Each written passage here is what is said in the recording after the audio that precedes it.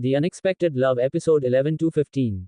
Senior का बात सुन मासूम अंश मलंग और तन्वी को अपने चमकती आंखों से देखने लगता है, पर फिलहाल वो दोनों कुछ भी नहीं कर सकते थे। तो बेचारा अंश खड़े होते हुए धीमे आवाज में कहता, माताश्री बचा लेना, आज अगर इस डेविल रेयान को पता चला कि मैं ही जूलियट थी तो ये मुझे कच्चा चबा जाएगा।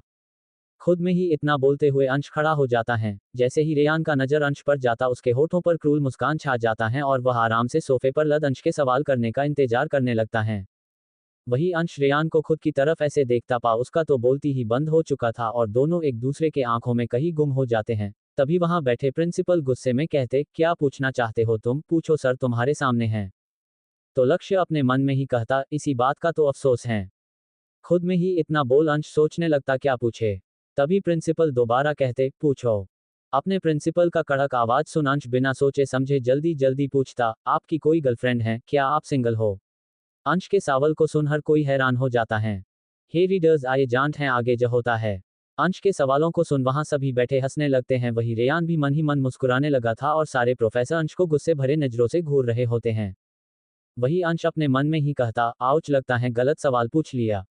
तभी प्रोफेसर भड़कते हुए कहते, ये क्या बेहुदा सवाल है, क्या नाम है तुम्हारा? अपने प्रोफेसर का बात सुन अंश, मलंग और तन्वी तीनों के चेहरे का हवायां ही उड़ चुका था। कहीं उनके बारे में किसी के पता चल गया तो आफत आ जाएगा, ये सोच सोच कर। तभी रेयान प्रोफेसर के तरफ देख कोल्ड आवाज में कहता, इट्स ऑफ प्रोफेसर, सवाल तो सवाल होता है and I can answer every question.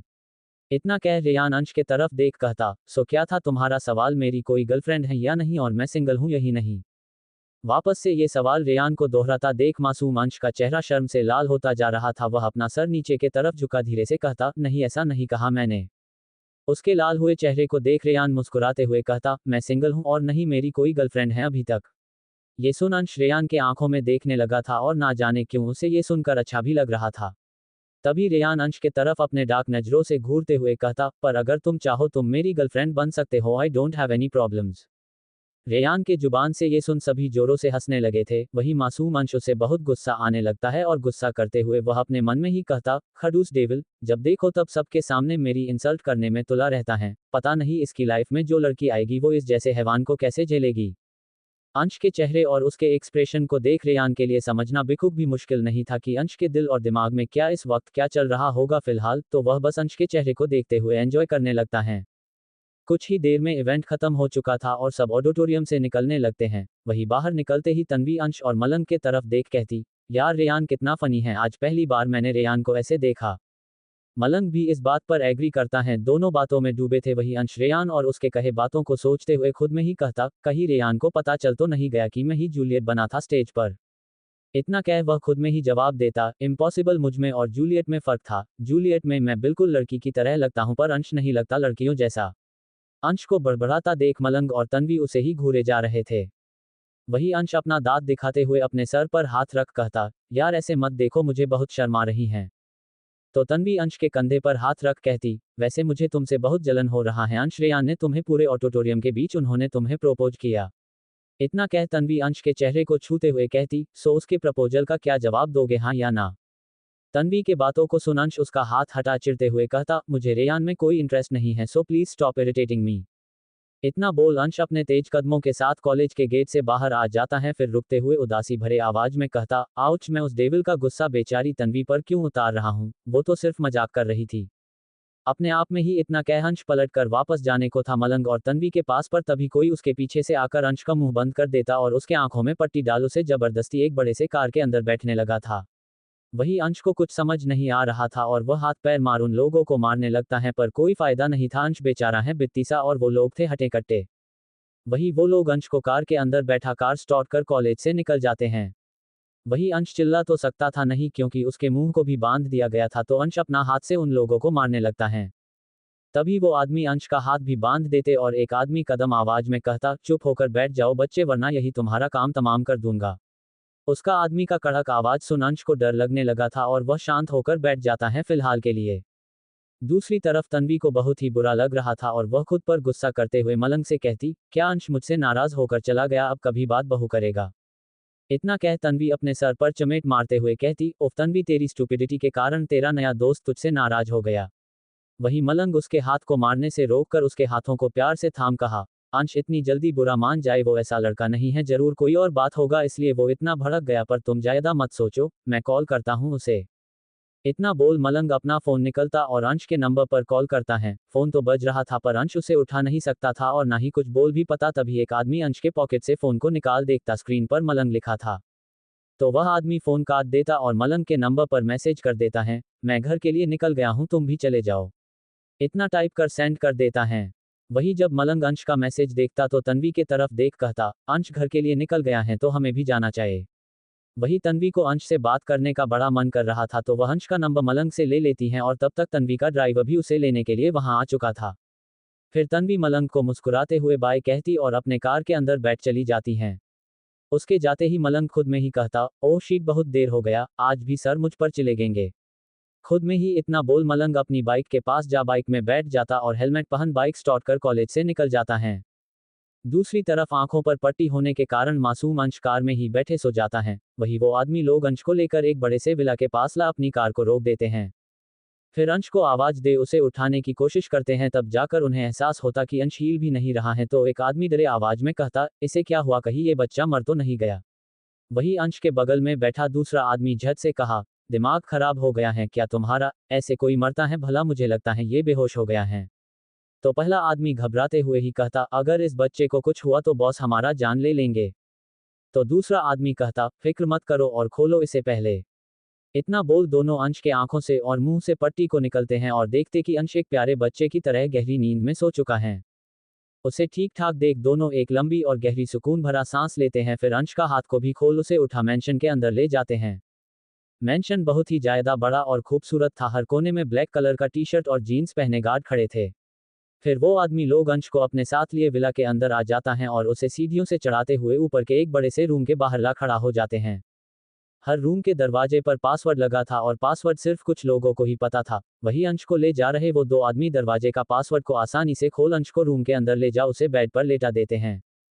तभी पहला आदमी डरते हुए दूसरे के तरफ देख कहता, निशांत ये सच में ठीक है ना, मुझे डर लग रहा है। तो निशांत कठोर आवाज में कहता, इनफ दक्ष, ये डर वर्ड सुनना मुझे बिल्कुल भी पसंद नहीं है, सो स्टॉप टॉकिंग। इतना बोल निशांत रूम से बाहर चला जाता है तो चिढ़ते हुए दक्ष भी दरवाजा को बंद कर निशांत के पीछे चल देता है। करीबन 1 घंटा बीत चुका था। वही मलंग अपनी बाइक को रोकते हुए एक बड़े से बार के सामने खड़ा कर देता है। फिर बाइक से नीचे उतर अंदर के तरफ जाने लग जाता। तभी उसके सामने एक आदमी खड़ा होता और मलंग को अपने कठोर निगाहों से घूरते हुए कोल्ड आवाज में कहता, कितना टाइम हो रहा है। वो आदमी उस बार का मैनेजर था। तो मलंग अपना सर झुका झट से कहता, सॉरी सर, मैं थोड़ा लेट हो गया, पर पक्का कल से एकदम टाइम पर आऊंगा। मलंग का एक्सक्यूज सुन वह मैनेजर अपनी उंगली मलंग के तरफ पॉइंट कर कहते, आज आखिरी बार तुम्हें माफ करता हूं और अगर कल से लेट आए तो तुम्हें जॉब से निकाल दूंगा। तो मलंग कुछ ना कह बस अपना सर हाँ में हिला देता है और फिर चेंजिंग रूम में जा अपना कपड़ा बदल हाथों में ड्रिंक से भरा ट्रे लिए लग जाता है अपने काम पर। दूसरी तरफ गहरी नींद में सोए अंश का भी नींद खुलने लगा था और वो अपना आंख खोल चारों तरफ देखता है। एक बड़ा सा शानदार रूम था। रूम को देख पहले तो उसके होठों पर मुस्कान छा जाता और तभी उसे खुद का किडनैपिंग याद आ जाता है। करीबन 1 घंटा बीत चुका था। वही मलंग अपनी बाइक को रोकते हुए एक बड़े से बार के सामने खड़ा कर देता है। फिर बाइक से नीचे उतर अंदर के तरफ जाने लग जाता। तभी उसके सामने एक आदमी खड़ा होता और मलंग को अपने कठोर निगाहों से घूरते हुए कोल्ड आवाज में कहता, कितना टाइम हो रहा है। वो आदमी उस बार का मैनेजर था। तो मलंग अपना सर झुका झट से कहता, सॉरी सर, मैं थोड़ा लेट हो गया, पर पक्का कल से एकदम टाइम पर आऊंगा। मलंग का एक्सक्यूज सुन वह मैनेजर अपनी उंगली मलंग के तरफ पॉइंट कर कहते, आज आखिरी बार तुम्हें माफ करता हूं और अगर कल से लेट आए तो तुम्हें जॉब से निकाल दूंगा। तो मलंग कुछ ना कह बस अपना सर हाँ में हिला देता है और फिर चेंजिंग रूम में जा अपना कपड़ा बदल हाथों में ड्रिंक से भरा ट्रे लिए लग जाता है अपने काम पर। दूसरी तरफ गहरी नींद में सोए अंश का भी नींद खुलने लगा था और वो अपना आंख खोल चारों तरफ देखता है। एक बड़ा सा शानदार रूम था। रूम को देख पहले तो उसके होठों पर मुस्कान छा जाता और तभी उसे खुद का किडनैपिंग याद आ जाता है। हे रीडर्स टू, आइए जानते हैं आगे क्या होता है। ये याद आते ही अंश झट से बेड पर बैठ जाता और पूरा रूम दोबारा देखते हुए कहता, मेरा किडनैपर तो बहुत अमीर निकला, पर किसने मुझे किडनैप किया होगा। खुद में ही ये सवाल कर अंश बेड से नीचे उतर दरवाजे के पास जा दरवाजे को खोलने का कोशिश करने लगता है, पर हजार कोशिश के बाद भी दरवाजा खुलने का नाम ही नहीं ले रहा था। तो अंश दरवाजे को पटकते हुए जोर जोर से चिल्लाने लगता, खोलो दरवाजा, कोई है जो मेरी आवाज सुन रहा हो। कोई जवाब नहीं आता बाहर से तो चिढ़ते हुए अंश कहता, अरे यार अगर मैं घर लेट से पहुंचा तो दी पूरा मुंबई सर पर उठा लेगी और साथ ही मुझे खाना और चाय भी नहीं देगी। ये कहते हुए अंश का चेहरा लटक जाता है, तभी उसके पेट से गुड़गुड़ का आवाज आता, तो अंश झट से अपने पेट को पकड़ते हुए दरवाजे के पास जामिन पर ही नीचे बैठ जाता है और उदासी भरे आवाज में कहता, अब तो मेरे पेट में भी हाथी कूदने लगा। इतना बोल वो अपना रोंदू सा चेहरा बना कहता, मम्मी मुझे घर जाना है। वो खुद में ही बैठे बड़बड़ किए जा रहा था, तभी बाहर से दरवाजा खुलने का आवाज आता है, तो आवाज सुन अंश भी झट से खड़ा हो जाता है और दरवाजा खुलते ही उसे एक लड़का नजर आता जो दक्ष था। दक्ष को ऊपर से नीचे तक देख अंश मासूम आवाज में कहता, तुम मुझे किडनैप करके लाए हो पर क्यों? इस सवाल का जवाब तो खुद दक्ष के पास भी नहीं था कि आखिर उसके बॉस अंश को किडनैप करके लाने को कहे ही क्यों है। तो दक्ष अंश के पास जाने लगता है, तो डरते हुए अंश अपने कदम पीछे कर लेता और उसे सहमे नजरों से दक्ष को घूरने लगता है। उसके चेहरे को देख दक्ष मुस्कुराते हुए कहता, फिक्र मत करो, मैं तुम्हारे साथ कुछ बुरा नहीं करूंगा, बस तुम्हें अपने साथ ले जाने आया हूं, बॉस तुम्हारा इंतजार कर रहे हैं। बॉस कौन है? और मेरा तुम्हारे बॉस से क्या काम है, क्या मैं उसे जानता हूं? अंश के इतने सारे सवाल वो भी एक साथ पूछता देख दक्ष अंश के पास जा उसका हाथ पकड़ कहता, चलो मेरे साथ, फिर सारे सवालों का जवाब तुम्हें मिल जाएगा। इतना बोल दक्ष भी अंश को अपने साथ लिए उस रूम से बाहर चला आता है। अंश को तो कुछ भी समझ नहीं आ रहा था, पर फिलहाल उसे वहां से निकलना था और वो जा तभी पाएगा जब वो उसके बॉस से मिलेगा, तो आगे बिना कोई सवाल किए शांति से अंश दक्ष के साथ चलने लगता है। रूम तो बड़ा था ही, साथ ही पूरा मेंशन और भी ज्यादा बड़ा था। अंश का तो नजर ही नहीं हट रहा था मेंशन से, वो पूरे मेंशन को घूरते हुए चले जा रहा था। कुछ ही देर में दक्ष अंश को अपने साथ लिए एक दरवाजे के सामने खड़ा हो जाता है और अंश की तरफ देख मुस्कुराते हुए कहता, बॉस अंदर तुम्हारा वेट कर रहे, जाओ अंदर। इतना बोल दक्ष जाने को था, तभी अंश दक्ष का हाथ पकड़ उसे जाने से रोक अपने चमकती आंखों से प्यार से देखते हुए कहता, तुम भी चलो ना अंदर मेरे साथ। दक्ष का इनोसेंट चेहरा और उसका प्यारा से बात करने का तरीका को देख अंश समझ गया था कि दक्ष एक अच्छा इंसान है और साथ ही भरोसा करने लायक इंसान भी है। कोष्टक। वही अंश के बातों को सुन दक्ष भी उसका हाथ पकड़ प्यार से कहता, बॉस बहुत अच्छे हैं, वो तुम्हें खा नहीं जाएंगे अंश, तो बिना किसी डर के तुम अंदर जा सकते हो। दक्ष का बात सुन चिढ़ते हुए अंश बस ओके कह देता है और दरवाजा को खोल अंदर चला जाता है। उसके जाते ही दक्ष भी वहां से चला जाता है।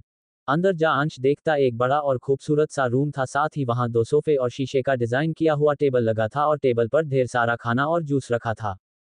खाने को देख अंश का नजर किसी और चीज पर जाता ही नहीं और वह भुक्कड़ की तरह खाने को घूरे जा रहा था। तभी एक कड़क पर अट्रैक्टिव आवाज उसके कानों पर पड़ता, खाना सिर्फ देखने के लिए नहीं बल्कि खाने के लिए भी होता है जूलियट। आवाज सुन अंश अपने नजरों को उठा बालकनी के तरफ देखता है। एक बेहद ही अट्रैक्टिव आदमी पीछे मुड़कर खड़ा था जिसने व्हाइट कलर का शर्ट पहने था।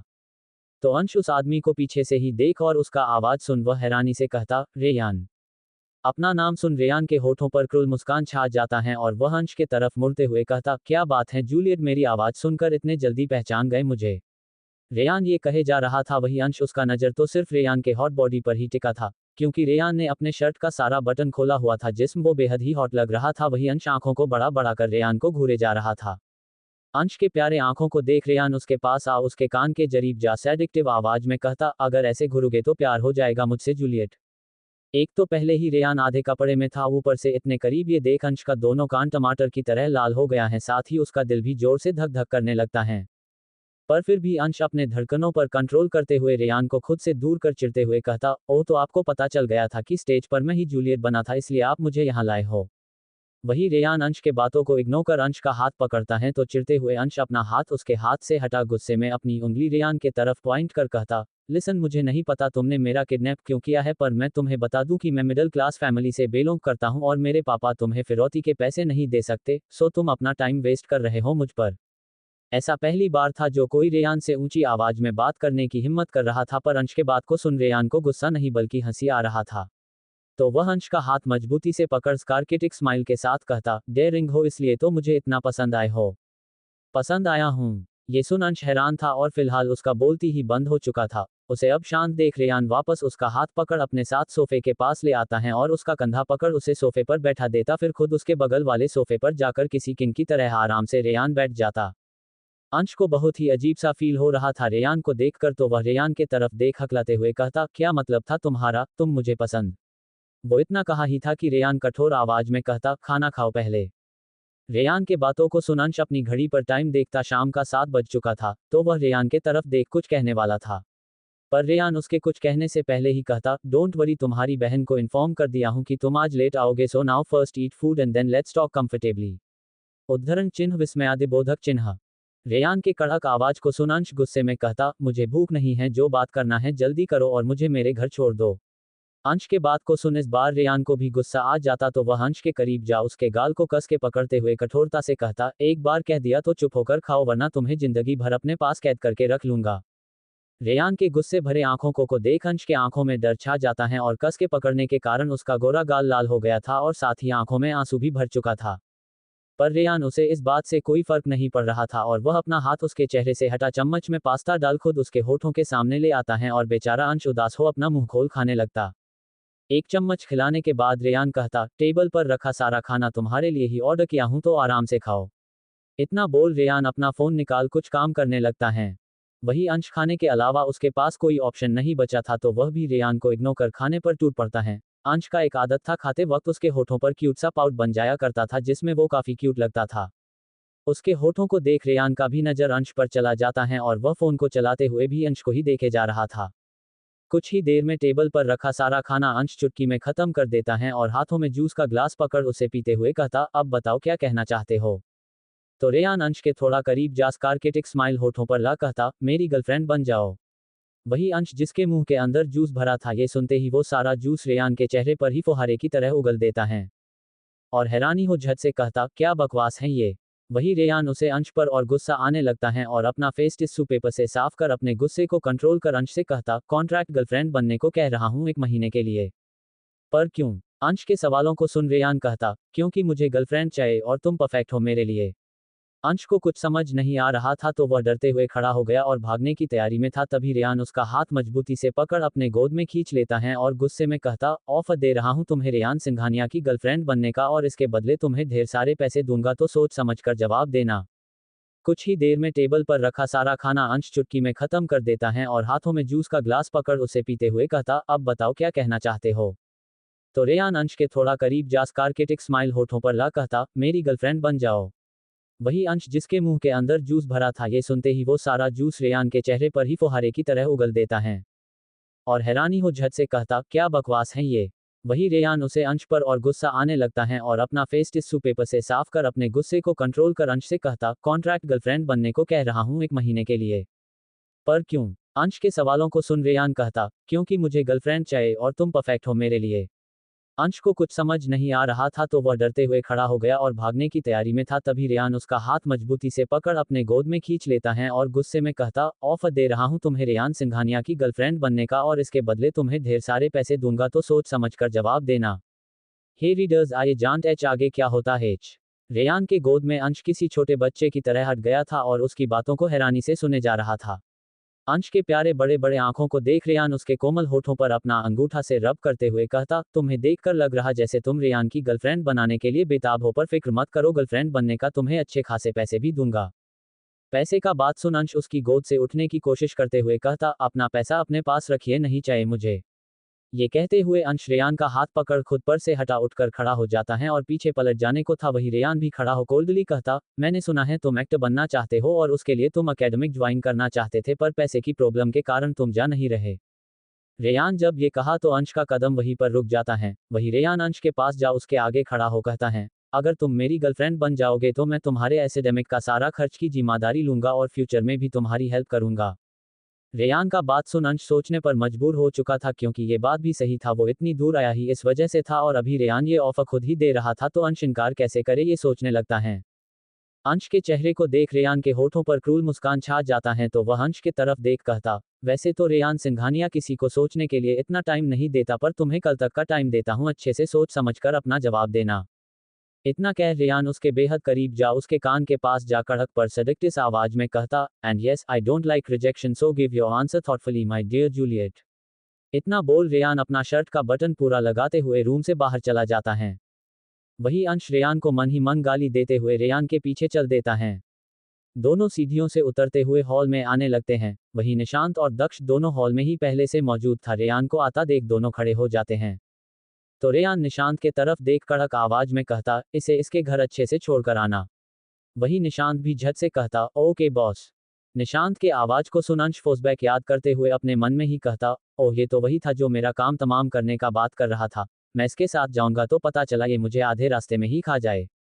खुद में ही इतना कह अंश दक्ष के पास भागता हुआ जाकर उसका हाथ पकड़ लेता और अपना पप्पी आंखों से दक्ष की तरफ देख मासूमियत भरे आवाज में कहता, तुम मुझे घर छोड़ दोगे। जब अंश ये बात कहता है तो दक्ष सहमे नजरों से रेयान के तरफ देखने लगता तो रेयान भी इशारा कर दक्ष को जाने का बोल देता है तो अपने बॉस का इशारा समझ दंश मुस्कुराते हुए अंश को अपने साथ चलने का बोल खुद उसके साथ चल देता है। फिर दोनों साथ ही मेंशन से बाहर चले जाते हैं। दोनों बाहर कार के पास आ जाते हैं तो दक्ष ड्राइविंग सीट पर बैठ जाता और अंश उसके बगल वाली सीट पर। अंश के बैठते ही दक्ष कार स्टार्ट कर मेंशन के बड़े से गेट से बाहर चले जाते हैं। कार में भी अंश बस रेयान के कहे बातों को ही याद कर रहा था और दक्ष कार चलाते हुए अंश को देख रहा होता है। तो दक्ष अंश के तरफ देख कहता, मेरा नाम दक्ष है और तुम्हारा। दक्ष के सवाल को सुन अंश झट से कहता, मैं अंश हूं। एक दूसरे का नाम जान दोनों वापस से चुप हो जाते हैं। दक्ष के मन में बहुत सारा सवाल था अंश के लिए पर वो कैसे पूछे वो ये सोचता रहता है। तभी अंश दक्ष के तरफ देख कहता, तुम रेयान को कब से जानते हो? तो मुस्कुराते हुए दक्ष कहता, सिर्फ 2 सालों से। पर क्यों? तो उदासी भरे आवाज में अंश कहता, तब जो मैं पूछने चाहता हूं वो तुम्हें नहीं पता होगा।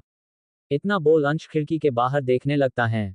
तो दक्ष कहता, अगर कोई सवाल है तुम्हारे दिमाग में तो तुम मुझसे पूछ सकते हो एक दोस्त समझकर। जब दक्ष ये कहता तो अंश भी दक्ष के तरफ देख कुछ सोचते हुए कहता, अच्छा एक बात बताओ, तुम्हारे बॉस यानी कि रेयान बचपन में उन्हें कभी सर पर चोट लगा था क्या या फिर किसी भारी चीज से उनका सर टकरा गया हो? इतना वियर्ड सवाल सुन दक्ष मुस्कुराते हुए कहता, मुझे नहीं लगता उनके सर पर कभी चोट लगा है। वही अंश गहरी सांस लेते हुए कहता, मैं मान ही नहीं सकता। जरूर कुछ तो हुआ होगा तभी तो उनके दिमाग का स्क्रू ढीला हो गया है और अजीबोगरीब बातें करते हैं। अंश का बात सुन दक्ष जोरों से हंसने लगता है और थोड़ी देर में अंश का भी घर आ चुका था तो अंश रोड के किनारे ही दक्ष को कार रोकने को कहता है तो दक्ष भी हाँ कह कार रोक देता है। वही अंश कार से उतर खिड़की से दक्ष के तरफ देख मुस्कुराते हुए ही कहता, तुम अच्छे हो, अच्छा लगा तुमसे मिलकर। उसके इस बात पर दक्ष भी मुस्कुरा देता है और फिर दोनों एक दूसरे को बाय और गुड नाइट बोल निकल जाते हैं। अंश के ठीक से घर पहुंचने का खबर रेयान को मैसेज कर दक्ष बता देता है। वही रेयान इस वक्त अपनी कार के अंदर बैठा था, वो भी सिंघानिया मेंशन जाने के लिए निकला हुआ था और दक्ष का मैसेज देख रेयान अपने सर को सीट पर टिका अपने मन में ही कहता, हाँ तो तुम्हें बोलना होगा जूलियट। तभी रेयान के फोन पर नील का कॉल आता। स्क्रीन पर नील का नाम देख रेयान फोन उठा कान पर लगा कहता, हाँ बोलो नील। वही नील जिसे रेयान का आवाज को सुनकर ही समझ गया था कि रेयान का फिलहाल मूड थोड़ा बिगड़ा हुआ है। ये सोचते हुए नील कहता, कुछ हुआ है क्या? नील के सवाल को सुन रेयान कठोर हो कहता, अगर काम से फोन किए हो तो बोलो क्योंकि मैं बिजी हूं। तो नील उदासी भरे आवाज में कहता, कोई खास बात नहीं था। तो रेयान भी बस ओके कह फोन काट देता है। दूसरी तरफ नील जिसका आज बर्थडे था, पर नील को अपना बर्थडे सेलिब्रेट करना बिल्कुल भी पसंद नहीं था, पर वो हर साल आज के दिन नील रेयान के साथ बैठकर ड्रिंक किया करता था और आज भी यही सोचकर उसने रेयान को कॉल किया था ताकि वो उसके पास आए। पर रेयान का बात को सुन नील और भी उदास हो जाता है और मुस्कुराते हुए खुद में ही कहता, सब की तरह आज मेरे बेस्ट फ्रेंड ने भी मुझे अकेला छोड़ दिया। खुद में ही इतना कह नील जो इस वक्त मुंबई के एक बड़े से बार के बाहर खड़ा था वह मुस्कुराते हुए अंदर जाने लगता है। नील ओबरॉय का आने का खबर सुन मैनेजर खुद ही वहां चलकर आते हैं और नील को अपने साथ विप जॉन में ले जाने लगते। दूसरी तरफ नील जिसका आज बर्थडे था, पर नील को अपना बर्थडे सेलिब्रेट करना बिल्कुल भी पसंद नहीं था, पर वो हर साल आज के दिन नील रेयान के साथ बैठकर ड्रिंक किया करता था और आज भी यही सोचकर उसने रेयान को कॉल किया था ताकि वो उसके पास आए। पर रेयान का बात को सुन नील और भी उदास हो जाता है और मुस्कुराते हुए खुद में ही कहता, सब की तरह आज मेरे बेस्ट फ्रेंड ने भी मुझे अकेला छोड़ दिया। खुद में ही इतना कह नील जो इस वक्त मुंबई के एक बड़े से बार के बाहर खड़ा था वह मुस्कुराते हुए अंदर जाने लगता है। नील ओबरॉय का आने का खबर सुन मैनेजर खुद ही वहां चलकर आते हैं और नील को अपने साथ विप जॉन में ले जाने लगते। हे रीडर्स, आइए जानते हैं आगे क्या होता है। रूम में जा नील आराम से सोफे पर बैठ जाता है और मैनेजर के तरफ ऑर्डर देते हुए कोल्डल कहता, इस बार की सबसे हॉट वेट्रेस को ड्रिंक लेकर भेजो जो मुझे सेटिस्फाई कर सके। नील का ऑर्डर सुन मैनेजर सर झुका ओके सर कह देता है और वहां से चला जाता है और कुछ ही देर में एक वेट्रेस हाथों में ड्रिंक लिए अंदर आ जाती हैं। अंदर आने के बाद जब वो वेट्रेस नील के अट्रैक्टिव लुक्स तो देखती तो पहली ही नज़र में वो नील को अपना दिल दे बैठी थी और मुस्कुराते हुए नील के पास आ टेबल पर ट्रे को रख देती, फिर उसके लिए ग्लास में ड्रिंक बना नील के तरफ बढ़ा देती हैं। वही नील उसके हाथ से ड्रिंक ले पीने लगता है तो वो वेट्रेस नील के नीचे अपने घुटनों के बल बैठते हुए सेडुसिव आवाज में कहती, आपको कोई और सर्विस चाहिए सर? ये सुन नील ग्लास को वापस टेबल पर रख उस वेट्रेस के करीब जा उसके बालों पर अपना मुट्ठी से पकड़ कहता, yes baby doll, but how will you satisfy me? Neel सिर्फ दिखने में ही अट्रैक्टिव नहीं था बल्कि उसका आवाज उससे भी ज्यादा अट्रैक्टिव था, तो वह वेट्रेस नील के बेहद करीब जा उसके शर्ट के बटन को खोलने लगती हैं। ये देख नील भी अपना हाथ नीचे कर रिलैक्स होकर आराम से बैठ जाता है। वही वो वेट्रेस तब तक नील का पूरा शर्ट खोल खुद भी सोफे पर नील के करीब बैठ नील के शरीर को चूमने लगती हैं। वही नील अपने आंखों को बंद कर आराम से एंजॉय कर रहा था। वही मलंग जो उसी बार में काम किया करता था, वह अपने कामों में लगा था, तभी उसके पास एक लड़की अपना पेट पहाड़ते हुए कहती, मलंग मेरे पेट में अचानक से दर्द हो रहा है। उस लड़की का बात सुन घबराए आवाज में मलंग कहता, क्या हुआ, तुम ठीक हो ना, मैं तुम्हारा कोई हेल्प कर सकता हूँ क्या? तो वह लड़की मलंग का हाथ पकड़ कहती, हाँ वो विप जोन में ले जाकर ये ड्रिंक रख कर आ सकते हो। इतना कह वो लड़की ट्रे मलंग के हाथों में थमा देती है। विप जोन में ये सुनते ही मलंग ट्रे को टेबल पर रख कहता, नहीं मुझे वहां जाना पसंद नहीं है और वैसे भी विप रूम में सिर्फ लड़कियों का जाना अलाउड है। मलंग को विप रूम में जाना बिल्कुल भी पसंद नहीं था क्योंकि वो अच्छे से जानता था कि विप रूम में लोग सिर्फ या तो ड्रिंक करने आते हैं या फिर मजे लेने। पर वो लड़की मलंग के सामने उदास होते हुए कहती, प्लीज चले जाओ ना मलंग, सिर्फ रख कर ही तो आना है। मैं तुम्हें जाने को नहीं कहती, पर फिलहाल कोई वेट्रेस फ्री नहीं है और तुम्हारा तो शिफ्ट भी ओवर होने वाला है, इसलिए कह रही हूँ। मलंग बहुत सीधा और दिल का अच्छा इंसान था, वो किसी के बात को जल्दी इनकार नहीं करता था। वो हर किसी का सारा काम कर दिया करता था और उसके इसी नेचर के वजह से हर कोई मलंग का फायदा उठा उससे अपना काम करवाया करता था। उस लड़की के चेहरे पर उदासी देख मलंग टेबल से ट्रे उठा कहता, ओके जा रहा हूँ, तुम रेस्ट करो। तो वह लड़की भी मुस्कुराते हुए थैंक यू कह देती है। वही मलंग ट्रे लिए सीढ़ियों से चढ़ते हुए ऊपर विप रूम के सामने खड़ा था और गहरा सांस लेते हुए अपने मन में कहता, प्लीज भगवान जी अंदर कोई सीन ना चल रहा हो। खुद में ही इतना कह मलंग धीरे से दरवाजे को खोलता है, तभी उसका नजर नील और उस वेट्रेस के बीच चल रहा हॉट किस पर जाता। ये देख मलंग अपना सिर को नीचे झुका अपने तेज और घबराए कदमों के साथ अंदर जाता है और टेबल पर ट्रे को रख देता। आवाज सुन नील भी अपने आंखों को खोलता है और मलंग को देखता। वही मलंग उसने एक आदमी को देखा जरूर था पर वो नील को पहचान नहीं पाया था और वह ट्रे को टेबल पर रख जल्दी से पीछे मुड़ भागने को था, तभी नील कड़क आवाज में कहता, स्टॉप। स्टॉप सुन मलंग का कदम वहीं पर रुक चुका था। वही वो वेट्रेस जो नील के प्यार से इस कदर खोई थी कि उसे एहसास ही था होता कि रूम में मलंग आया है, तो वह भी नील को किस करना छोड़ रुक जाती है और नील के तरफ देख कहती, क्या हुआ सर, मुझसे कोई गलती हुआ है क्या? वही नील उस वेट्रेस के तरफ देख कोल्डली कहता, no but if you are not able to satisfy me so get out from here. उद्धरण चिन्ह विस्मयादिबोधक चिन्ह। नील का यूं गुस्से में गेट आउट कहने से वो लड़की और साथ ही मलंग दोनों के चेहरे पर डर छा गया था और किसी में कुछ कहने का हिम्मत नहीं था। तो वह लड़की अपना कपड़ा ठीक कर जाने लगती है। वही मलंग भी जल्दी से भागना चाहता था और दरवाजे को खोलता है, पर तभी नील मलंग के तरफ देख कहता, तुम्हें नहीं कहा, तुम रुको। तो मलंग नील के तरफ मुड़ते हुए अपनी उंगली खुद के तरफ पॉइंट कर मासूम आवाज में कहता, मैं। तो नील भी अपना सर को हाँ में हिला देता है। ये देख उस वेट्रेस को मलंग पर गुस्सा आने लगता, अब आता भी क्यों नहीं, उसके इतने प्यारे मोमेंट को मलंग ने बिगाड़ जो दिया था। तो वह अपना हाथ का मुट्ठी बांध मलंग को तिरछी नजर से घूरते हुए रूम से बाहर चली जाती हैं। अब मलंग को नील के साथ अकेले रहने में डर लगने लगा था। उसके डरे चेहरे को देख नील अपनी उंगली से इशारा कर उसे अपने पास बुलाता है, तो बेचारा मलंग भी नील के सामने खड़ा हो जाता है सिर को झुकाए। तो नील मलंग का हाथ पकड़ उसे अपने गोद में खींच लेता है। नील के ऐसा करने मलंग का सांस ही रुक चुक था और वह सहमे आवाज में नील के आंखों में देखते हुए कहता, आप क्या कर रहे हो?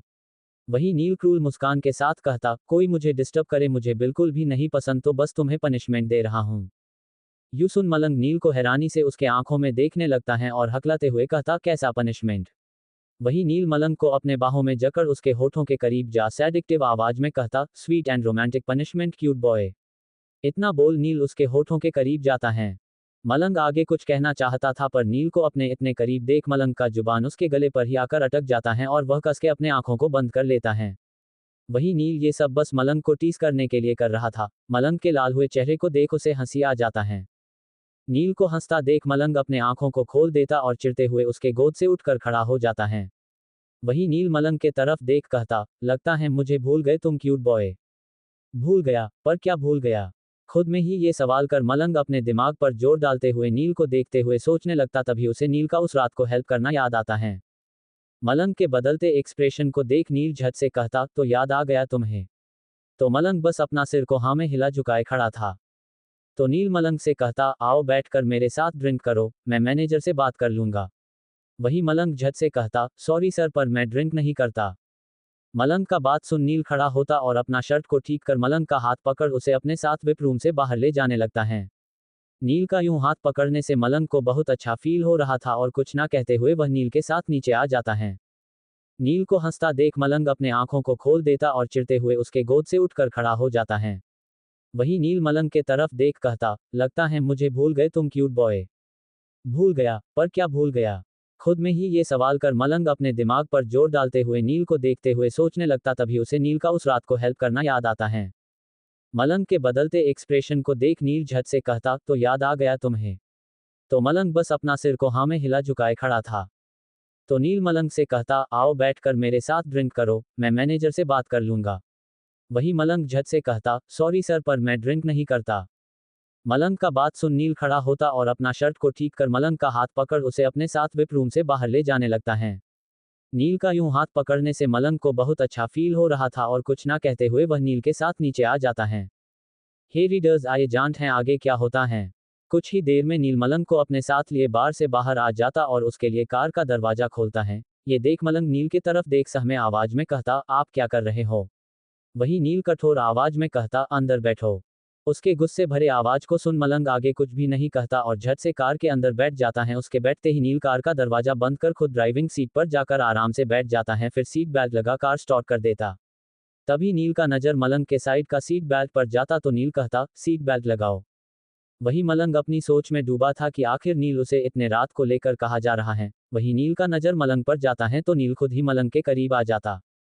नील को करीब आता देख मलंग का दिल जोरों से धड़कने लगा था और वह नील के आंखों में डरते हुए देख रहा था। वही नील सीट बेल्ट निकलते हुए कहता, डोंट वरी क्यूट बॉय, मेरा तुम्हारे साथ कुछ गलत करने का इरादा नहीं है, तो कोई गलत ख्याल मत लाओ अपने दिमाग में। नील का बात सुन मलंग हड़बड़ाते हुए कहता, मैं कोई गलत ख्याल नहीं ला रहा हूँ। इतना बोल वो खिड़की के बाहर देखने लगता है। वही मुस्कुराते हुए नील भी सीट बेल्ट लगा कार स्टार्ट कर वहां से चला जाता है। मलंग को समझ नहीं आ रहा था नील उसे कहाँ ले जा रहा है, पर फिलहाल उसे पूछने का हिम्मत भी नहीं बचा था। तभी मलंग का नजर कार के पीछे वाली सीट पर रखे ढेर सारे बुके और गिफ्ट्स पर जाता है। इतने सारे गिफ्ट को देख मलंग नील के तरफ देख कहता, इतना सारा गिफ्ट, आज आपका बर्थडे है क्या? मलंग के सवाल को सुन नील कोई जवाब नहीं देता। वही मलंग चिढ़ते हुए अपने मन में ही कहता, कितना खड़ूस आदमी है ये, प्यार से बात करने से इनकी हाइट थोड़ी ना कम हो जाएगी। वही नील अपनी कार को एक बड़े से रेस्टोरेंट में लाकर रोक देता है। इतने बड़े रेस्टोरेंट को देख मलंग झट से कहता, हम यहाँ क्यों आए हैं? वही नील कार से उतरते हुए कहता, लोग रेस्टोरेंट में क्या करने आते हैं, अब ज्यादा सवाल मत करो और बाहर आओ। तो मलंग भी झट से कार से बाहर आ जाता है और नील के पास जा कहता, रात के 10 बज गए हैं और मुझे घर जाना है, मेरे अंकल वेट कर रहे होंगे। मलंग का बात सुन नील उसकी तरफ पलटते हुए उदास हो कहता, आज मेरा बर्थडे है और मैं तुम्हें ट्रीट देना चाहता हूँ क्योंकि मेरे पास फिलहाल कोई नहीं है, पर अगर तुम जाना चाहते हो तो ठीक है, चलो तुम्हें छोड़ देता हूँ। इतना बोल नील वापस कार का दरवाजा खोलने को था, तभी मलंग नील का हाथ पकड़ कहता, ओके मैं चलूंगा आपके साथ। ये सुन नील के होठों पर मुस्कान छा जाता है और फिर दोनों साथ ही रेस्टोरेंट के अंदर जाने लगते हैं। वही रेस्टोरेंट के मैनेजर दोनों के पास चले आते हैं। जब नील ओबरॉय के साथ वो मलंग को देखते तो वह मैनेजर मलंग को ऊपर से नीचे तक अजीब तरह से देखते हुए अपने मन में ही कहता, कितना फॉर्टिचर कपड़े पहनकर आया है ये लड़का। मलंग को बहुत अजीब फील हो रहा था और वह अपने टी शर्ट को नीचे से पकड़ उदास हो जाता है। वही नील उस मैनेजर को मलंग को ऐसे घूरते हुए देख लेता है, पर ज्यादा सवाल ना कर वह नील का हाथ पकड़ अंदर ले जाता है। रेस्टोरेंट में काफी भीड़ था और सब नील ओबरॉय को ही देखकर हैरान था। हर कोई उससे मिलना चाहता था, पर नील सबको इग्नोर कर प्राइवेट रूम में आ जाता है और आराम से दोनों बैठ जाते हैं। वही दो वेट्रेस रूम के अंदर आती हैं और नील के तरफ देख मुस्कुराते हुए मेनू बढ़ाते हुए कहती, सर आपका ऑर्डर दे दीजिए। तो नील मेनू बुक के मलंग के तरफ बढ़ा देता और उसे ऑर्डर करने को कहता है। ये सुनकर वो दोनों वेट्रेस हैरान थी और साथ ही मलंग भी। पर मलंग जायदा बेचारे को पता था जायदा सवाल करने का कोई फायदा है नहीं, तो वो मेनू बुक ले सोचने लगता क्या ऑर्डर करे। मलंग को सोचता देख नील उसके हाथ से मेनू ले कहता, रेस्टोरेंट के जितने भी स्पेशल डिश हैं सब ले आओ और 5 मिनट में। तो वो दोनों वेट्रेस भी ओके सर कहते हुए चली जाती हैं। कुछ ही देर में टेबल पर खाने का एक से एक डिश आकर वेट्रेस रखकर चली जाती हैं। वही नील खाना शुरू कर देता है, पर मलंग जो ये सब खाना भी पहली बार देखा था तो समझ नहीं आता ये खाने में कैसा होगा। मलंग के सवाल भरे चेहरे को देख नील कहता, खाना है जहर नहीं है जो खाने से डर रहे हो। नील का बात सुन मलंग चम्मच हाथ में पकड़ते हुए कहता, मैं थोड़ी ना डर रहा हूँ। इतना बोल वो खाना शुरू कर देता है और खाना बहुत ही ज्यादा यम्मी था, तो मलंग मुस्कुराते हुए जल्दी जल्दी खाने लगता है। उसे ऐसा खाता देख नील को भी अच्छा लग रहा था। कुछ ही देर में दोनों का खाना खत्म हो जाता है, फिर दोनों बाहर कार के पास चले आते हैं और अंदर बैठ वहां से निकल जाते।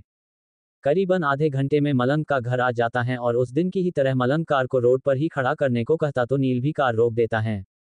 तो मलंग कार से उतरने को था, पर फिर कुछ सोचते हुए नील के तरफ देखता और मुस्कुराते हुए कहता, मुझे नहीं पता आपकी परेशानी का कारण क्या है, but still happy birthday Neel sir. इतना बोल मलंग उसकी कार से उतर कर भागता हुआ चला जाता है। उसके जाते ही नील खुद में कहता, मैंने तो इसे नहीं कहा कि मैं परेशान हूं, फिर इसे कैसे पता चला। खुद में ही ये सवाल कर नील ज्यादा ना सोचते हुए कार स्टार्ट कर वहां से अपने मेंशन जाने के लिए निकल जाता है। दूसरी तरफ दक्ष अंश को छोड़कर वापस मेंशन में आने लगता, तभी उसका नजर हॉल में बैठे निशांत पर जाता है जो लैपटॉप में कुछ काम कर रहा था। निशांत को देख दक्ष बिना कुछ कहे जाने को था, तभी निशांत का कड़क आवाज उसके कानों में पड़ता, अंश से मिले हुए तुम्हें एक दिन भी नहीं हुआ और उसे छोड़ने तुम उसके घर तक चले गए। निशांत का बात सुन दक्ष उसके तरफ पलटते हुए कहता, क्यों तुम्हें जलन हो रहा है क्या मुझे किसी और से दोस्ती करता देख। दक्ष के बातों सुन निशांत हंसते हुए खड़ा होता और उसके पास जा कहता, तुम इतने भी हॉट नहीं हो जो निशांत तुम्हें लेकर प्रोटेक्टिव या जेल्स होगा, और हाँ याद रखना तुम यहाँ मेरे वजह से खड़े हो तो मुझे रिस्पेक्ट किया करो। इतना बोल निशांत अपना लैपटॉप लिए सीढ़ियों से चढ़ते हुए ऊपर की तरफ चला जाता है। वही दक्ष अपने आंखों को रोल कर कहता, रिस्पेक्ट माई फुट, मेरा बस चले तो मैं तुम्हारी शक्ल भी ना देखूं, रिस्पेक्ट करना तो दूर की बात है। रेयान का एक और साइड बिजनेस था जो सिर्फ कुछ लोगों को ही पता था इसके बारे में। निशांत और दक्ष दोनों रेयान के लिए उसी बुसिहसा में काम करते थे, पर उन दोनों के बीच हमेशा 36 का अकड़ा रहता था। दोनों एक दूसरे को नजरों के सामने देखना भी पसंद नहीं करते थे, पर रेयान के वजह से दोनों को साथ में काम करना पड़ता था। कोष्टक यूं रात ऐसे ही बीत जाता है और सुबह का वक्त हो गया था। वही अंश पूरी रात ठीक से सोया नहीं था, तो सुबह जल्दी उठकर रेडी जाता है, फिर नीचे चला आता है और देखता जन्नत नीचे सोफे पर बैठे ढेर सारे फाइल्स निकाल कुछ काम कर रही थी। तो अंश जन्नत के बगल में बैठकर उसके कंधे पर अपना सर रख देता है। अंश को ऐसा करता देख जन्नत अंश के चेहरे पर हाथ रख प्यार से कहती, क्या हुआ, तुम उदास हो क्या, कुछ बात है। जन्नत के सवाल का जवाब अंश क्या दे उसे कुछ समझ नहीं आता। अब वो रेयान के ऑफर के बारे में जन्नत को बताकर परेशान नहीं करना चाहता था, तो अंश मुस्कुराते हुए कहता, बस मम्मा पापा की याद आ रही हैं। तो मुस्कुराते हुए जन्नत कहती, कुछ दिनों में वो भी आ जाएंगे। वही अंश भी बस मुस्कुरा देता, फिर फाइल्स के तरफ देख कहता, ये सब क्यों है, आप क्या कर रही हो। वही जन्नत मुस्क्योरेट हुए कहती, आज मेरा इंटरव्यू है, वैसा 2 राउंड मैंने ऑनलाइन क्लियर कर चुकी हूँ, आज बस लास्ट राउंड है HR के साथ। दोनों कुछ देर बैठे बातें करते हैं, फिर अंश को लेने मलंग उसके घर के सामने खड़ा हो हॉर्न बजता है। हॉर्न का आवाज सुन अंश भागता हुआ बाहर आ जाता और मलंग को देख मुस्कुराते हुए गुड मॉर्निंग कहता, तो बदले में मलंग भी गुड मॉर्निंग कह देता। फिर अंश उसके हाथ से हेलमेट ले खुद पहन लेता है और उसके पीछे आराम से बैठ जाता। अंश के बैठते ही मलंग बाइक स्टार्ट कर कॉलेज जाने के लिए निकल जाता है।